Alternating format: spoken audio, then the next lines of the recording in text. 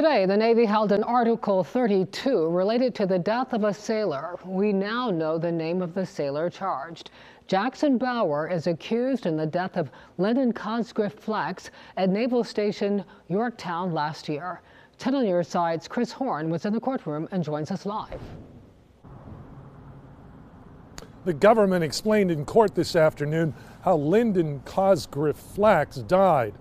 It was a cat and mouse training exercise involving two boats that went horribly wrong.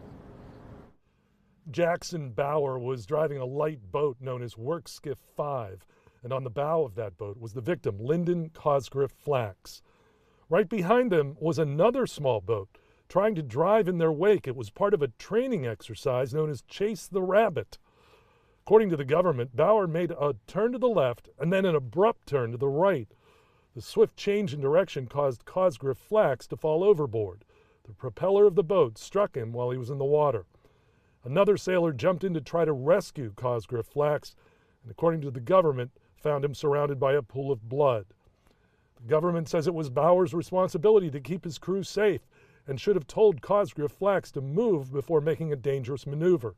It happened while they were on harbor patrol in the York River for Naval Weapons Station Yorktown near the Coleman Bridge. Bauer's civilian defense attorney called what happened a tragedy, but not something that qualifies as negligent homicide.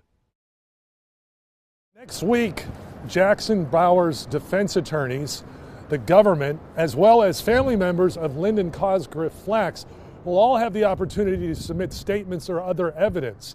And then the investigating officer will determine sometime in February whether this case will go to a court-martial. At Naval Station Norfolk, live, Chris Horn, 10 on your side.